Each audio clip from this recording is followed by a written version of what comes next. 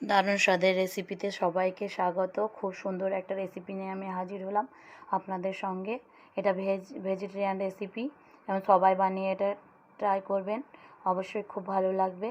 দেখে কতটা সুন্দর মনে হচ্ছে এটা ভেজ নয়, নন ভেজ। তো এটা পুরোটা ভেজিটেরিয়ানভাবে আমি বানিয়েছি, সেটাই আমি আপনাদের সঙ্গে শেয়ার করব। তো welcome back to my channel. আসসালামু আলাইকুম। প্রথমেই আমি ফুলকপি নিয়ে নেব, যেহেতু এটা চিলি ফুলকপি বানাবো। তো আমি এখানে ফুলকপি নিয়ে নিয়েছি। ফুলকপিটাকে ভালো করে ছাড়িয়ে ডাঁটাগুলো কেটে নিতে হবে। তো এখন আমি ফুলকপিটাকে হাতের সাহায্যে ছাড়িয়ে নেব। সব ফুলকপিগুলো ছাড়িয়ে নিয়ে ওর ডাঁটাগুলোকে কেটে ফেলে দিতে হবে। সবাই একবার অবশ্যই বাড়িতে বানাবেন এবং ভালো লাগলে পরে কমেন্ট বক্সে বলবেন কেমন লেগেছে আপনাদের।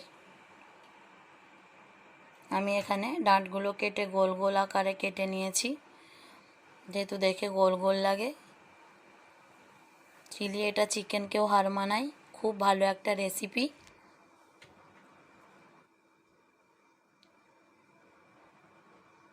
সব ডাঁটাগুলোকে এভাবেই কেটে নিতে হবে। অল্প সামগ্রীর মধ্যে এটা রেডি হয়ে যায় এবং অল্প টাইমের মধ্যে যাকে খাওয়াবেন উংলি চাটতেই থাকবে এবং খুব তারিফ করবে। ছোট বড় সবাই এটা খুব পছন্দ করে। এবার আমি কফিগুলোকে সব ডাঁটা কেটে নিয়ে ভালো করে ধুয়ে নিয়েছি। এবার একটা পাত্রে জল দিয়ে দিয়েছি। 5 মিনিট মতো কফিগুলোকে বয়েল করে নিতে হবে। জলের মধ্যে আমি কফিগুলোকে দিয়ে দিলাম। এখন ঢাকনা দিয়ে এটাকে 5 মিনিট বয়েল করে নেব।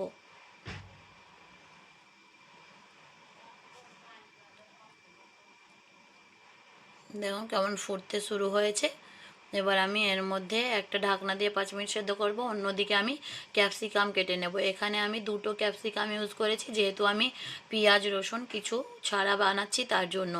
আপনারা পেঁয়াজ রসুন টমেটো দিয়ে বানালে পরে একটা টমেটো, একটা পেঁয়াজ, একটা ক্যাপসিকাম দেবেন। আমি এখানে টমেটোর কেঁচা ব্যবহার করব আর ক্যাপসিকাম পুরো আমি নিরামিষভাবে বানিয়েছি, তাই জন্য আমি একটু রসুন আর পেঁয়াজ ব্যবহার করিনি।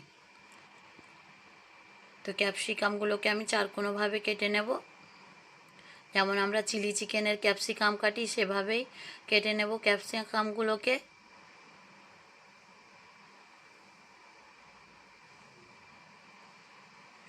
এবার একই প্রসেসে সব ক্যাপসিকামগুলো কেটে নেব।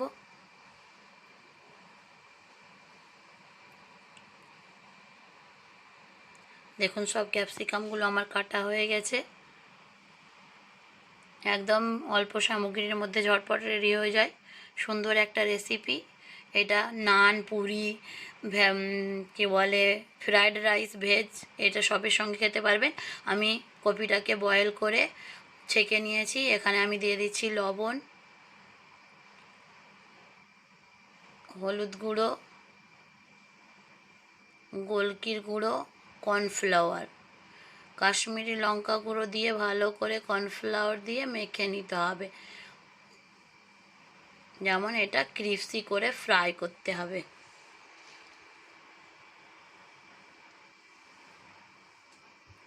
দেখুন সব কফিগুলোর গায়ে যেন কর্নফ্লাওয়ার লাগে সেরকম করে মাখাতে হবে।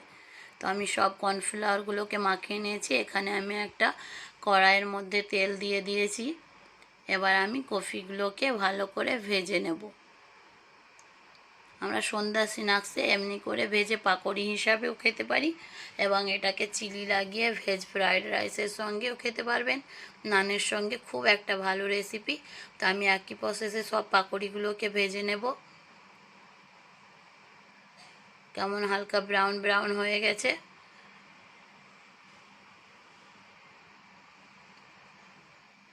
আমি এগুলোকে এবার উল্টে দেবো একবার। এবার ব্রাউন হয়ে এসেছে, আমি এগুলোকে উঠিয়ে নেব।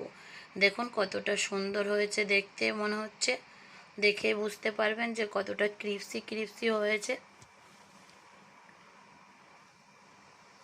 এবার আমি একটা কড়াই বসিয়ে আমি এখানে একটা কড়াই নিয়ে নিয়েছি, কড়াই সাদা তেল দিয়ে দিয়েছি এবং ওর মধ্যে দিয়ে দিলাম ক্যাপসিকামগুলো। যেহেতু আমি ভেজিটেরিয়ান বানাচ্ছি তাই জন্য আদার্স কিচ্ছু ব্যবহার করিনি এখানে। এখানে দিয়ে দেব পরিমাণ মতো লবণ আর হালকা গোলকির গুঁড়ো। এবার ভালো করে নেড়ে এটাকে 2 মিনিট মতো সটে করে নিতে হবে।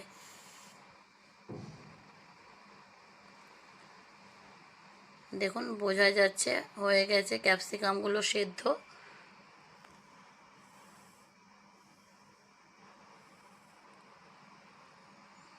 এবার আমি এর মধ্যে দিয়ে দিচ্ছি কপিগুলো, যে কপিগুলো ভেজে রেখেছিলাম সেগুলো।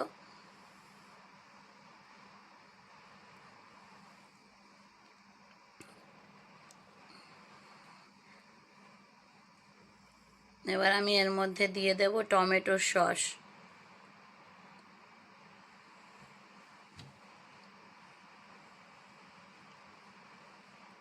টমেটো সস, চিলি সস আর সোয়া সস। এখানে টমেটো সস দিয়ে দিয়েছি। এবার আমি এর মধ্যে দিয়ে দেব চিলি সস। এটা হচ্ছে সোয়া সস দিয়ে দিলাম। এর মধ্যে আমি দিয়ে দেবো এবার গ্রিন চিলি সস। ভালো করে মিশিয়ে নিতে হবে। মেশানোর পরে রেডি হয়ে যাবে আমাদের